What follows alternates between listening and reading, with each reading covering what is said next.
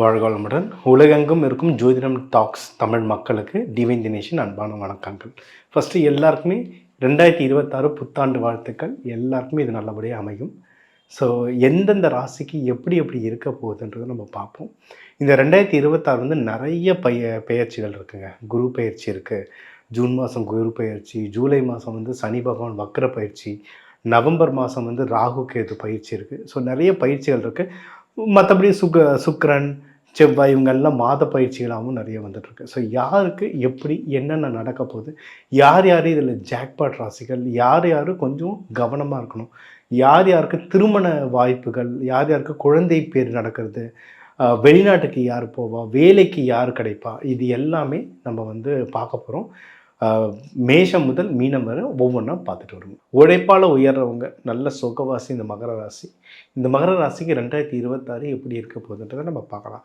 போன வருஷம் நல்லா தாங்க இருந்தது. ஏன்னா 7 சனிலாம் முடிஞ்சு இப்போ தான் கொஞ்சம் மூச்சு விட்றோம். சில பேர் இன்னும் கொஞ்சம் கஷ்டப்படுவீங்க, சில பேருக்கு முன்ன பின்ன இருக்கும் அங்கே கிராஸ் ஓவர். ஆனால் இந்த 2026 வந்து எல்லாருமே இந்த சனி பகவான் இஷ்யூலேருந்து வெளியே வந்துடுவீங்க, சந்தோஷமாக இருப்பீங்க. அது இந்த குரு பயிற்சியிலலாம் உங்களுக்கு நிறைய நல்லது நடக்கும். முக்கியமாக கையில் பணம் சேரும். பணம் வந்து பெரும் பணமே சேரும். ஏன்னா 7 சனி முடிஞ்சாலே ஆண்டவன் நம்மளுக்கு பெருசாக நல்லது ஒன்று பண்ணிட்டு போவார். ஸோ அந்த பெரும் பணம் உங்களுக்கு வந்து கையில் சேரும். குடும்பத்தில் சந்தோஷம் வரும். ஏதாவது சின்ன சின்ன பிரச்சனைகள் வந்தால் கொஞ்சம் தள்ளி நின்று யார் என்ன பண்ணுறான்னு கவனிங்க. அதுலேயே நீங்கள் ஜாக்கிரதையாக இருந்துடலாம். நீங்கள் எடுக்க முயற்சி ஸ்தானங்களில் கொஞ்சம் கவனமாக இருங்க. ஏன்னா நிறைய பேர் கவர்மெண்ட் ஜாப் ட்ரை பண்ணுவீங்க. அதாவது திருவோணம்லாம் கவர்மெண்ட் ஜாப், முக்கியமாக நேவி, வாட்டர் சம்மந்தமான நிறைய ஜாப்ஸ் ட்ரை பண்ணுவீங்க. ஆயில் இருக்குது, இதுக்கெல்லாம் எக்ஸாம்லாம் நல்லா நிறைய எழுதுவீங்க. ஸோ அதெல்லாம் கொஞ்சம் ஜாகிரதையாக பார்த்துக்கிட்டிங்கன்னா நீங்கள் வின் பண்ணிடலாம். உங்களோட 4ஆம் வீடு ரொம்ப நல்லாயிருக்கு. இன்வெஸ்ட்மெண்ட் பண்ணணுன்னா நேரம் நல்லாயிருக்கு, பண்ணிக்கலாம். சனி பகவான் தாக்கம் கொஞ்சோண்டு அதில் இருக்கிறதுனால ஜோதிடரை பார்த்து என்ன இன்வெஸ்ட்மெண்ட் பண்ணணும், லேண்டில் பண்ணால் நல்லதா, நகையில். ஏன்னா திருவோணத்துக்கு லேண்டில் நிறைய இஷ்யூஸ் வரும். அதனால் அதெல்லாம் பார்த்துக்கிட்டு ஜோதிடரை கேட்டு அந்த ஆலோசனை பிரகாரம் இன்வெஸ்ட்மெண்ட் பண்ணிங்கன்னா காசு இழக்கிறதுக்கு முன்னாடி தப்பிச்சுக்கலாம். ஏன்னா இழந்துட்ட பிறகு எதனா பரிகாரம் சொல்லுங்கன்னு கேட்டு பிரச்சனை இல்லை. அதை இன்வெஸ்ட்மெண்ட் பண்ணுறதுக்கு முன்னாடி ஜோதிடரை பார்த்தீங்கன்னா நீங்கள் தப்பிச்சுக்கிறதுக்கு நல்ல வாய்ப்புகள் இருக்குது. 5ஆம் வீடு நல்லாயிருக்கு. குடும்பத்தோடு கோவில்கள் போயிட்டு வாங்க, பிள்ளை குட்டிங்களோட கோவிலுக்கு போயிட்டு வாங்க. முதல்ல குலதெய்வம், அதுக்கப்புறம் காவல் தெய்வம், உங்கள் ஊருக்கான காவல் தெய்வம், அடுத்து இஷ்ட தெய்வம் போயிட்டு வாங்க. இந்த 3 கோவில் பேசிக். அதுக்கப்புறம் எந்த கோவில் வேணால் போயிட்டு வரலாம். போயிட்டு வர சந்தோஷங்கள் ரொம்ப ஜாஸ்தியாகும். உங்கள் 6ஆம் வீடு உடல் உபாதைகள் நிறைய கம்மியாகும். ஏன்னா இந்த 7 சனினா நம்ம உடலை பிரித்து எடுத்துகிட்டு இருப்பார். ஸோ அந்த உடல் உபாதைகள்லாம் நிறைய கம்மியாகும். இது வரைக்கும் நம்மளுக்கு ட்ரபிள் கொடுத்த எதிரிகள் தொல்லைகள் எல்லாமே ரொம்ப கம்மியாகும். கடன் தொல்லைகள், இந்த கடன் இஷ்யூக்கள்லாம் நிறைய கம்மியாக வாய்ப்பு இருக்குது. பெஸ்ட்டு என்னென்னா கல்யாணம் கை கொடுத்துக்கு நிறைய வாய்ப்பு இருக்குது மகர ராசிக்கு. பொண்ணு மாப்பிள்ளை வீடு போயிட்டு வரணும், இல்லை ஏற்கனவே பார்த்துட்டிங்க, பூ வைக்கணும், நிச்சயதார்த்தம் பண்ணணும், கல்யாணம் பண்ணால் எல்லாமே இந்த வருஷத்தில் முடிக்கலாங்க. சூப்பராக இருக்க டைமு. நம்ம எப்பயுமே சொல்கிறது தான், புதன் வியாழன் வெள்ளி இந்த 3 நாளில் மாப்பிள்ளை வீடு பொண்ணு வீடு பார்க்குறது, கல்யாணம் நிச்சயதார்த்தம்லாம் பண்ணும்போது சக்ஸஸ் ரேஷியோ வந்து ரொம்ப ஜாஸ்தியாக இருக்கும். ஸோ இந்த 3 நாளில் ட்ரை பண்ணி பாருங்கள். ஏற்கனவே கல்யாணம் ஆனவங்களுக்கு வந்து சின்ன சின்ன ஈகோ இஷ்யூஸ் வரும். அது தெய்வ வழிபாடு சொல்கிறேன், வீடியோ ஃபுல்லாக பாருங்கள். அது பிரகாரம் நீங்கள் பண்ணலாம். ஆஃபீஸுங்களெல்லாம் கொஞ்சம் பாலிடிக்ஸ் இதெல்லாம் நடக்கும். நீங்கள் நம்மளுடைய ஸ்ட்ரென்த் என்ன, நம்ம பொறுமையாக நின்று யார் என்ன பண்ணுறோன்னு பார்ப்போம். அதை பார்க்க நீங்கள் பாலிடிக்ஸ் வந்து நீங்கள் ஜெயிச்சுட்டு வர்றதுக்கு உங்களுக்கு நிறைய வாய்ப்புகள் இருக்குது. நீங்கள் பண்ணுற பிஸ்னஸ்லேயும் உங்களுக்கு ப்ராஃபிட்லாம் நிறைய வருங்க, சரிங்களா? அந்த ப்ராஃபிட்டை வந்து நல்ல செலவில் டக்குன்னு போட்டுட்டிங்கன்னா சுபவிரயமாக மாறிடும். விதியை மதியால் வெளில நிறைய வாய்ப்புகள் இருக்குது. ஏன்னா உங்கள் 12லேயும் குரு பார்க்கறதுனால கண்டிப்பாக ஏதாவது செலவுகள் வரும். சுப செலவாக நீங்களே மாற்றிடலாம், சரிங்களா? அது என்ன இன்வெஸ்ட்மெண்ட் பண்ணணுன்றதை ஜோதிடரை கேட்டுடுங்க ஒரு தடவை.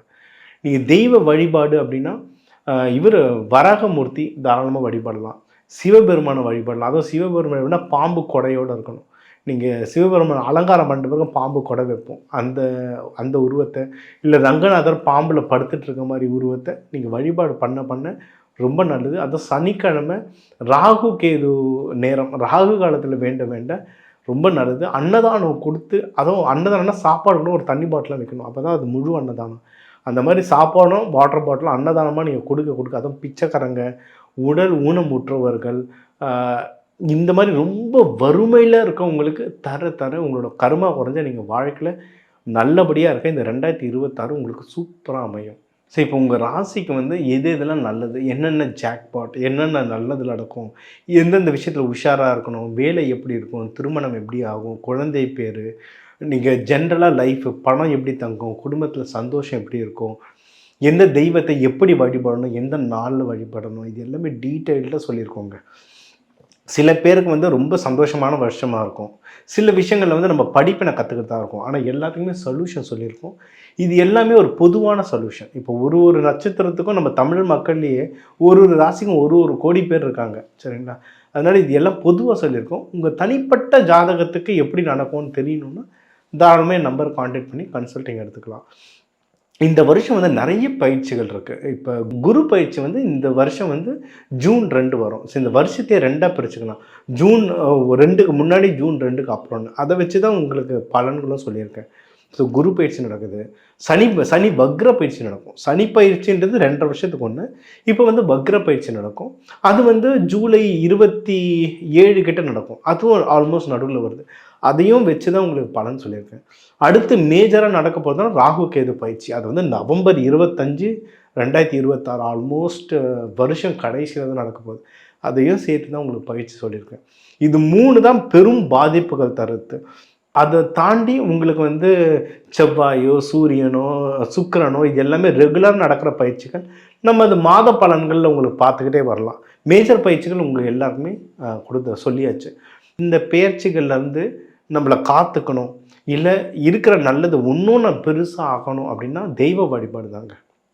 தெய்வ வழிபாடு பெஸ்ட்டு. ஃபஸ்ட்டு குலதெய்வம், அதுக்கப்புறம் உங்கள் ஊர் தெய்வம், அதுக்கப்புறம் உங்கள் இஷ்ட தெய்வம். இந்த 3 தெய்வத்தையும் பிடிக்க உங்களுக்கு ரொம்ப நல்லது. இதுக்கு கூடவே நம்ம வந்து நிறைய கலர்ஸ் பற்றிலாம் சொல்லியிருக்கேன். இந்த கலர் துணிகள் உடுத்துங்க, இந்த மாதிரி உணவுகள் அன்னதானமாக கொடுங்க. ஏன்னா எந்த உணவு கொடுத்தாலும் அன்னதானம் தான். ஆனால் இந்த ராசிக்கு இந்த தேவைக்கு இப்போ கல்யாணம் நடக்கணுன்றவங்க வந்து தயிர் சாதம் கொடுக்க நல்லது. சுக்கிரன் ஆக்டிவேட் ஆகும். இப்போ வேலையில் ப்ரமோஷன் வேணும்னா சக்கரை பொங்கல் தரலாம். இப்போ சுமூகமாக கம்யூனிகேஷன்ஸ் நல்லா போகணும்னா புளியோதரை தரலாம். அந்த மாதிரி ஒவ்வொன்றுத்துக்கும் ஒவ்வொரு தாற்பயம் இருக்கும். இல்லைனா சாமி ஒரே ஒரு சாப்பாடு எல்லாருக்குமே கொடுத்துருவார்ல, எதுக்கு இத்தனை வெரைட்டி வச்சுருக்காரு? ஏன்னா ஒவ்வொன்றுத்துக்கும் ஒவ்வொரு ரீசன் இருக்குது, தாற்பயம் இருக்குது. அதை ஃபாலோ பண்ணும்போது நீங்கள் வாழ்க்கையில் வெற்றி அடைகிறதுக்கு இன்னும் நிறைய வாய்ப்புகள் இருக்குது. பரிகாரங்கள்லேயே நம்ம நிறைய வீட்டில் கிச்சனில் இருக்க நவதானியம், கிச்சனில் இருக்க சோம்பு, கடுகு இதை வச்சே ஏகப்பட்ட தோஷ பரிகாரங்கள் பண்ணலாம். என்ன தோஷம், என்ன பிரச்சனைன்றதை எனக்கு கால் பண்ணிங்கன்னா அதுக்கு நான் வீட்டில் இருந்து என்ன பரிகாரம் பண்ண முடியுன்றதை சொல்கிறேன். அதை கேட்டு நீங்கள் நல்லபடியாக வாங்க. இந்த 2026 வந்து ஒரு சூப்பரான வருஷங்க. முடிஞ்ச அளவுக்கு நீங்கள் கோயில் போயிட்டு வாங்க. எப்பவுமே தெய்வ சக்தின்றது மலை, நீர்நிலை, அதாவது அதனால தான் ஒவ்வொரு கோவில்லையும் குளம் வெட்டி வச்சாங்க. ஏன்னா குளத்தில் வந்து மலை எல்லா இடத்துலையும் இருக்காது, ஆனால் குளம் எல்லா இடத்துலையும் வெட்ட முடியும். அதனால தான் குளம் வச்சாங்க. குளத்தில் வந்து அந்த எனர்ஜி, தெய்வத்தோடைய எனர்ஜி வந்து ரொம்ப ஸ்ட்ராங்காக இருக்கும். ஒரு கோவில் போகிறீங்கன்னா அந்த குளத்தை சுற்றி வர முடியும்னா தாராளமாக சுற்றி வாங்க. அது வந்து ரொம்ப பவர்ஃபுல். ஸோ மலை உங்களுக்கு பக்கத்தில் இப்போ திருவண்ணாமலை இருக்குது. அந்த மாதிரி மலை பக்கத்தில் இருக்க கோவிலாக இருந்தால், முருகன் கோவிலெல்லாம் ஜென்ரலாக மலைங்க இருக்குது. திருப்பரங்குன்றம், பழனி, அந்த மலையை சுற்றி வர முடியும்னா மலையை சுற்றி வாங்க. இல்லை மலை ஏறி போய் சாமி கும்பிட்டுட்டு வர முடியும்னா கும்பிட்டு வாங்க. இப்போ மலையே எங்கள் ஏரியாவில் இல்லை சார்னா குளம் எங்கே இருக்கோ அந்த கோவிலுக்கு போயிட்டு வாங்க. குளம் இருக்கிற கோவிலுக்கு பவர் ஜாஸ்தி. இன்னும் இந்த குளத்தை நீங்கள் சுற்றிட்டு வர முடிஞ்சாலும் நீங்கள் வாழ்க்கையில் வந்து ரொம்ப நல்ல சிறப்பாக இருக்குங்க.